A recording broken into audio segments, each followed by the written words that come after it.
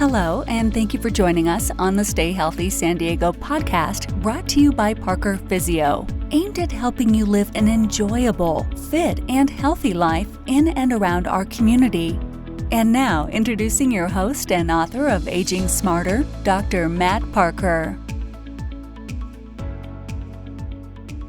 Hello, and welcome to a fresh new episode of Stay Healthy San Diego. I'm incredibly excited for this guest today. Today we have Jon Schwartz, who has a business degree in entrepreneurship from Indiana University and a master's degree in gerontology from USC. At USC, his emphasis was how to reduce admissions to institutionalized care facilities. From 2014 to 2017, Jon was a contributing writer for the San Diego Jewish Journal, where his pieces consisted on a variety of aging issues. At the beginning of 2019, Jon took his decade-plus experience in the field of aging and started a company, Partner in Aging. Partner in Aging helps seniors connect to an expert advocate, which helps individuals to age well at home and or find the right retirement community. His passion and aim is to speak to groups to inspire and educate our San Diego community on aging successfully. Jon Schwartz, how are you doing today? Thanks so much, Matt, for having me. Yeah, Jon, I wanted to tell people how we came into contact. So we were at an event together. So Scripps had an event, the Standing Fall Workshop, and you were one of the keynote speakers. And after I heard you speak, I literally stopped you dead in your tracks and said, kind of like a fan, just, Jon, I love what you said. Can I please interview for this podcast? Like, people need to know your message, what you talked about. You looked at me with big eyes and said, who the heck is this guy? And then I eventually convinced you to come on. So I just want to say welcome and thank you for being on today. Oh, thank you so much for all your nice comments. Jon, I just love to start from the top here a little bit. So you're working with the aging population. Can you tell me a little bit about like your background and how that came to be and this passion that you've developed? Sure. Thank you. So when my grandfather was 80 years old, sadly, he started showing symptoms of some confusion and memory loss, lack of judgment. Shortly after that, we took him to the doctor, and he was diagnosed with Alzheimer's disease. And this was about 20 years ago. My grandparents were in a very fortunate position. They had ample financial resources. They had family supports amongst, my grandmother was alive, all of their children were alive and involved in his case. This disease, this aging process, even with all these fortunate resources, was still quite challenging. And I couldn't help but think, what is everyone else going to do that aren't in as fortunate of a position as my grandparents? So that was really the precipice of what wanted me to get interested in aging and in gerontology. Okay, so this interest gets sparked by your grandfather.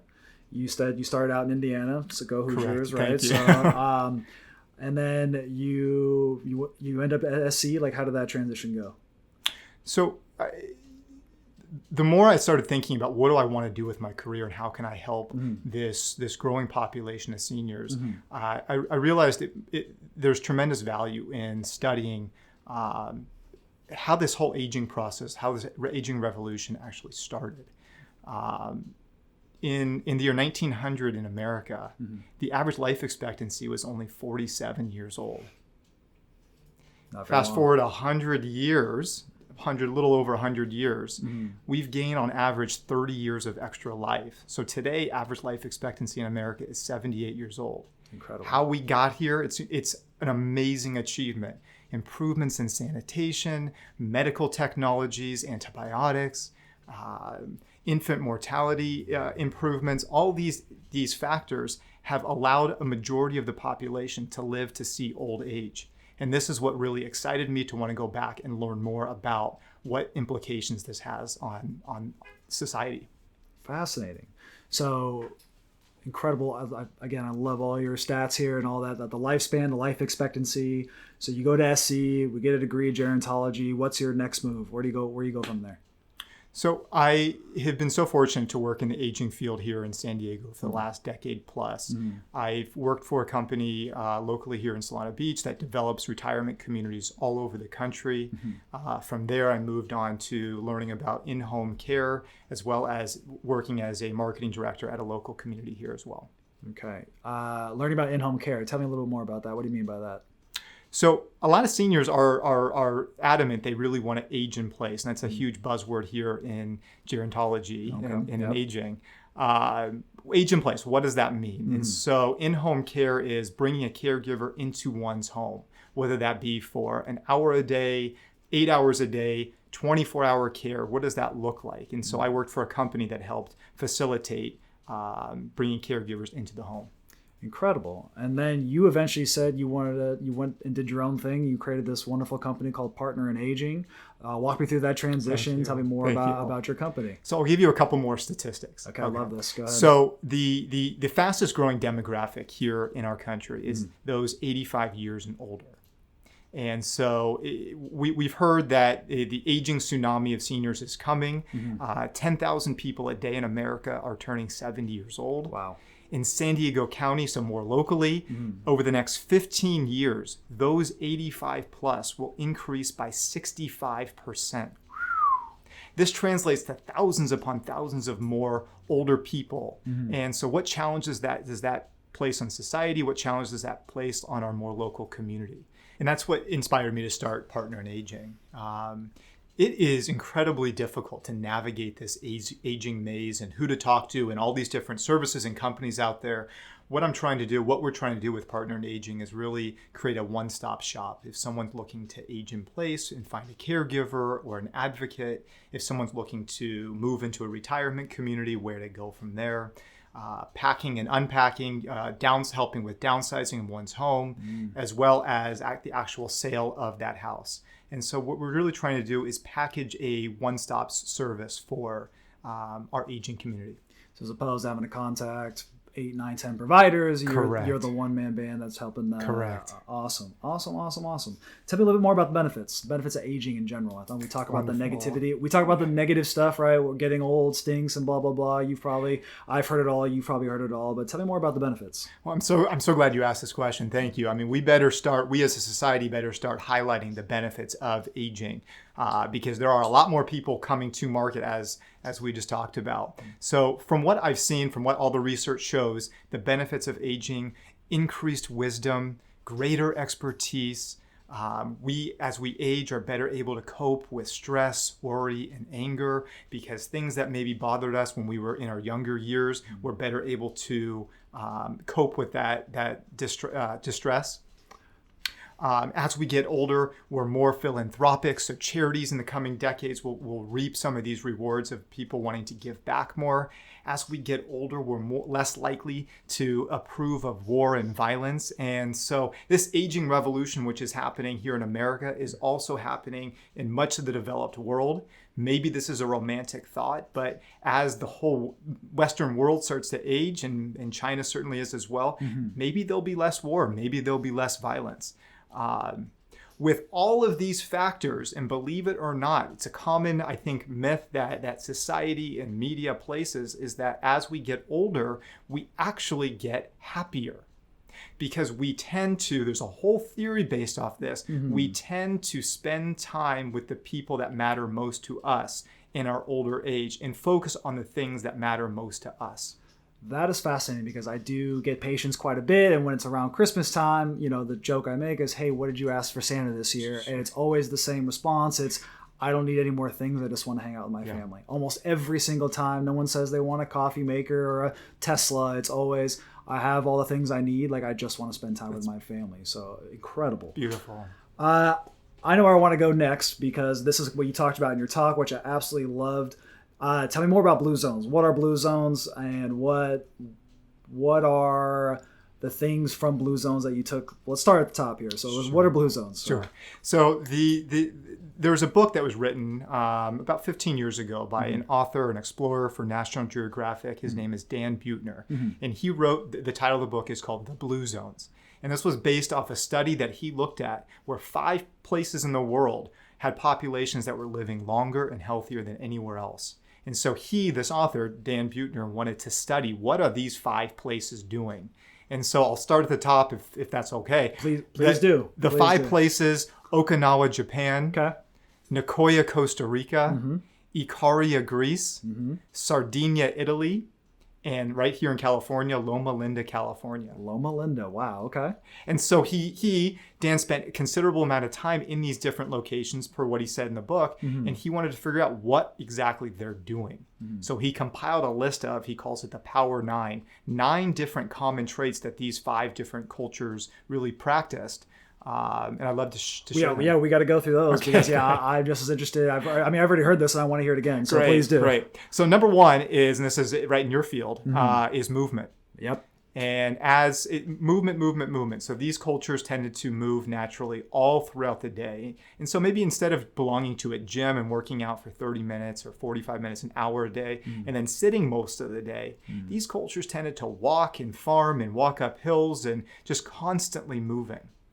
In my own experience working with those 65 and up, it's the challenge is when we stop moving at an older age, it becomes more difficult to get it back. Absolutely. And so the message that I took away from this is just keep moving. Number 2 is purpose. And this is so important for those even in Okinawa, Japan. They have a word for it, meaning ikigai, which is the reason for which I wake up each day.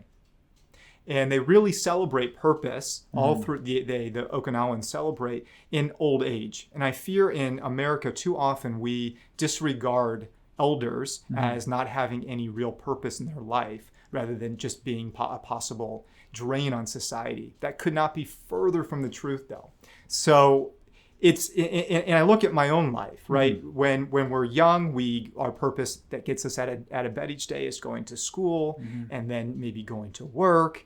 Now I've got 2 young kids, so it's them screaming at me. That's what gets me up in the morning. Understood. But then when all that fades away and your kids are grown and out of the house and work is no longer, what's that reason to get up each day? And I think it's, in according to the Blue Zones, it's incredibly important to have some purpose throughout one's life. Fascinating. So we talked about purpose, talked about movement, right? Keeping the movement upbeat and keep going. What else we got? Next is to downshift and so to figure out how to relax, whether that's through meditation or exercise. Cool. These cultures tended to relax better than most other societies. And so what can we do to take some time to just relax?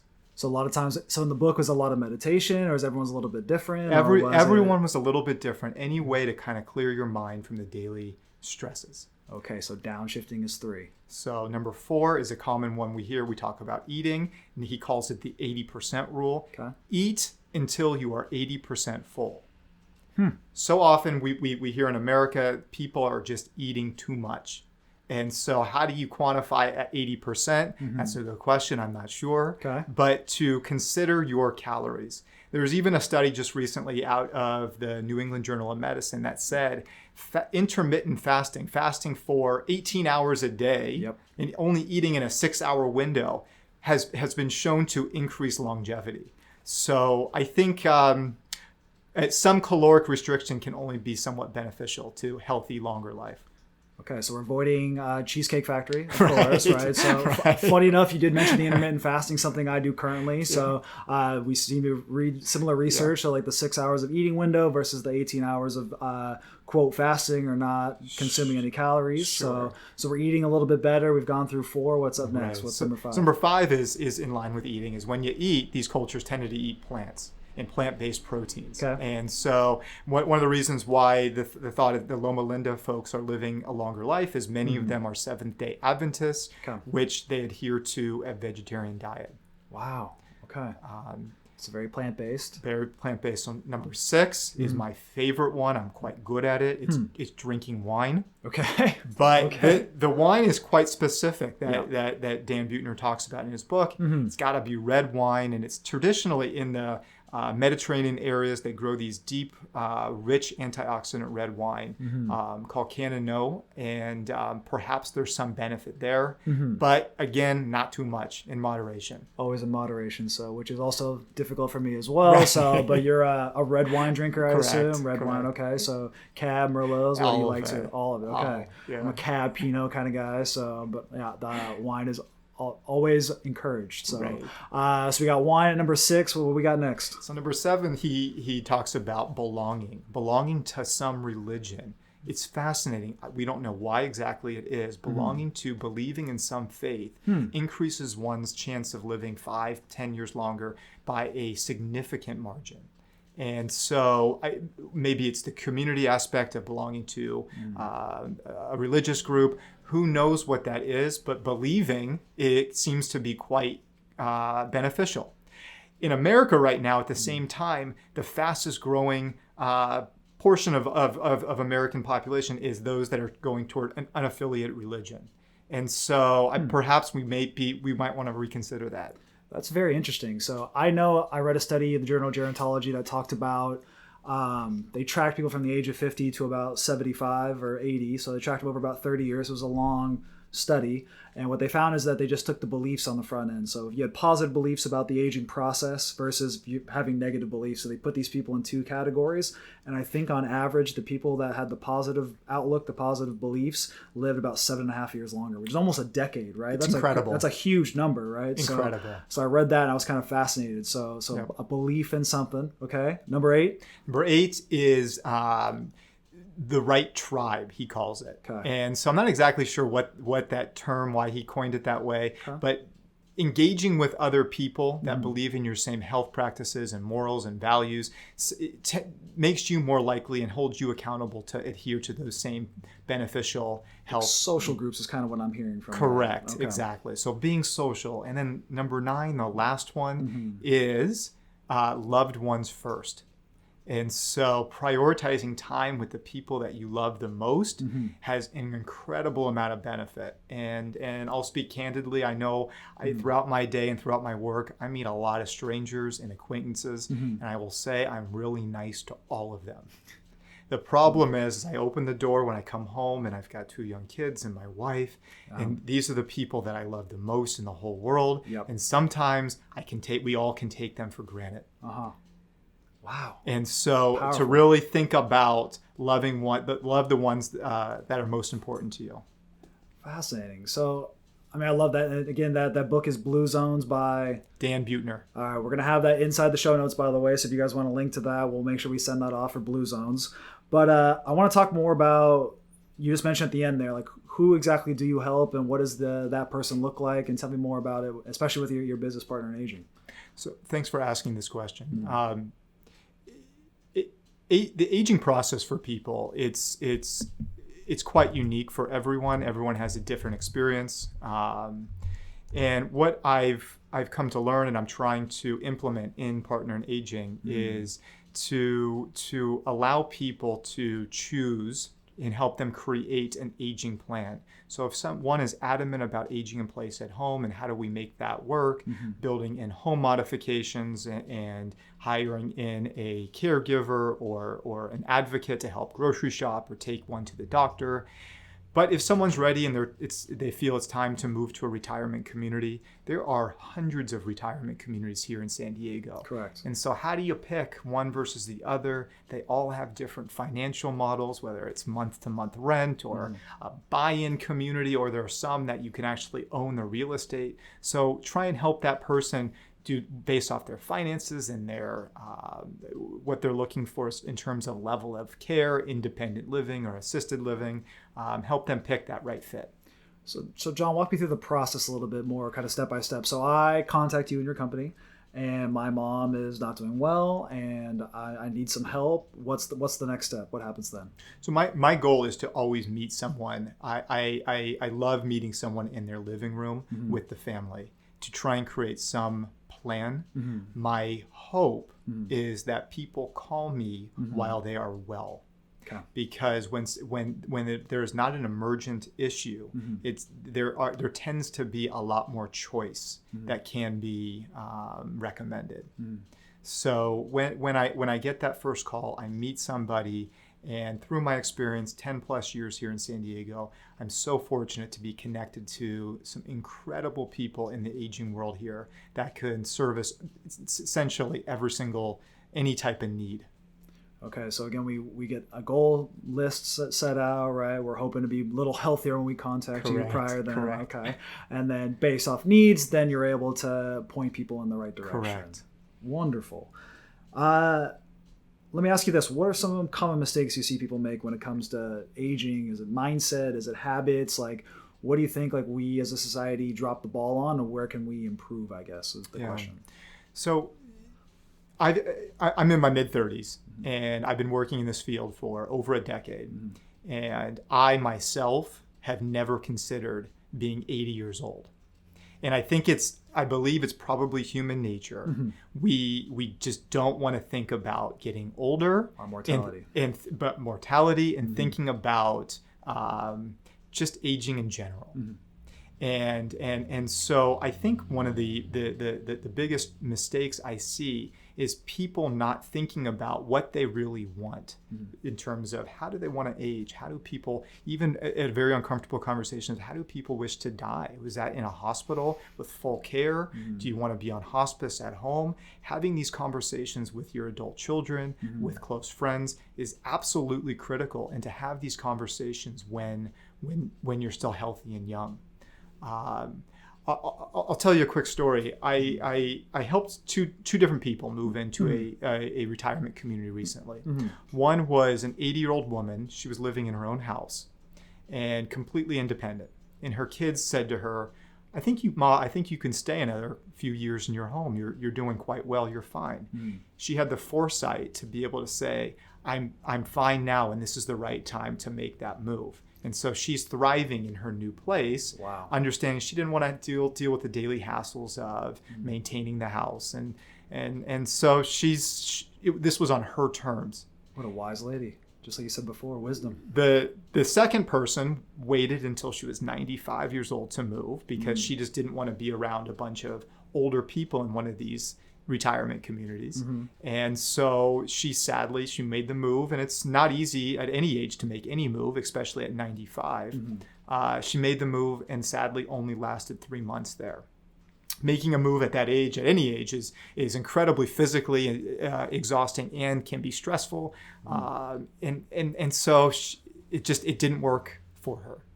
So you have the two tails there, someone who's kind of more forward thinking, right? Correct. So, and then some that where I think most of us as humans, right, we don't want to like have to take our car until the engine light goes on, Correct. right? So, and see that quite a bit here at my clinic. So I encourage everyone to talk to your friends, talk to your children about really what it is that you're wanting, and have these conversations when you are well and healthy and young.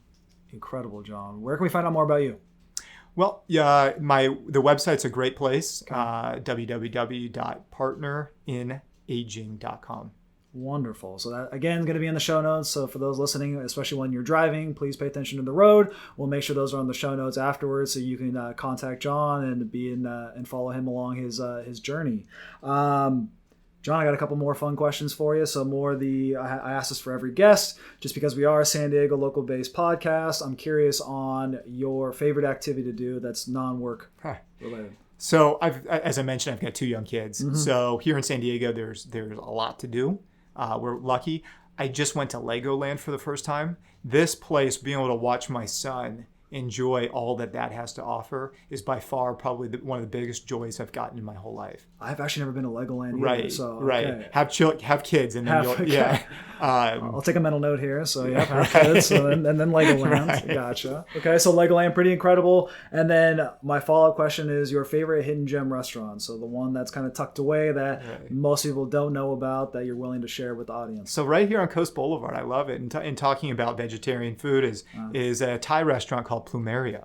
Oh, wow. And it's an all-vegetarian, healthy Thai restaurant that I think is incredible here in Encinitas, and I think they have one down in North Park area. Okay, Plumeria. So, we'll make sure we get those in the show notes as well for those that want to Yelp it and go check that out. Great. So, John, anything else you want to share with the audience before I let you go? Sure. So I'm working on 2 projects. One project is, and this started based off a story that I heard about the astronaut John Glenn. And John Glenn was interviewed in the 1990s at 77 years old. He decided he wanted to go to outer space one final time. And an interviewer shortly before he took off asked him, "Why are you doing this? You're 77 years old. You have nothing left to prove. It's as hard on the body to go to outer space. What are you doing?" And he paused and looked at this interviewer and said, "Just because I'm 77 does not mean I still don't have aspirations and hopes and dreams. And so what I've come from that story is it's eye-opening. So many people in our society ask seniors, tell me about your life history, as though that person is still no longer living. I'm working on interviewing people, just a 1 or 2 minute interview, asking them a simple question. Tell me what it is that you still want to do. Because I think our society needs to tap into their wisdom and talent and insights. I absolutely love that question. Thank you. The other piece that I'm working on is more of a think tank. So Harvard University is doing this amongst high achieved people. It's incredibly difficult to get into, but elders going back to school to learn to be leaders within their community, nationally, internationally, all the above. And so I want to take this idea to here to San Diego and to hold little think tanks all over town based off the idea you got to be, I'm going to say 65 years or older to participate. But I believe seniors have more wisdom, expertise, connection, time, and resources to be able to give back in a thoughtful manner that could really make a meaningful difference. John, that sounds like a wonderful project. So any way I can help, please let me know, because that sounds incredible. Thank you. John, I want to thank you again for coming on today and letting me kidnap you for the day and let me interview you. So I hope you had a good time, and until next time. Absolutely. Thanks so much, Matt. Take care. Thank you for listening to the Stay Healthy San Diego podcast, brought to you by Parker Physio. If your pain is preventing you from staying healthy and active, and you'd like to avoid surgery, painkillers, or just want to get back to doing the things you love in and around San Diego, we offer both a free ebook and free over-the-phone consultation to help you figure out the root cause of your pain and the next best steps for resolving it. Find our ebooks online at parkerphysio.com/health-tips. There you'll find ebooks for topics such as low back pain, sciatica, shoulder pain, knee pain, and neck pain. These quick-to-read reports will provide you with expert tips, tricks, and exercises to help solve your pain from the comfort of your own home. Just visit parkerphysio.com/health-tips to download your ebook and have it delivered directly to your inbox. We also offer free, no-obligation telephone consultations with a doctor of physical therapy to residents of San Diego. Just call us at 858-900-3361 or visit us at parkerphysio.com and click the Talk to a PT on the phone button. Thanks again for joining us, and we'll see you next time on the Stay Healthy San Diego podcast.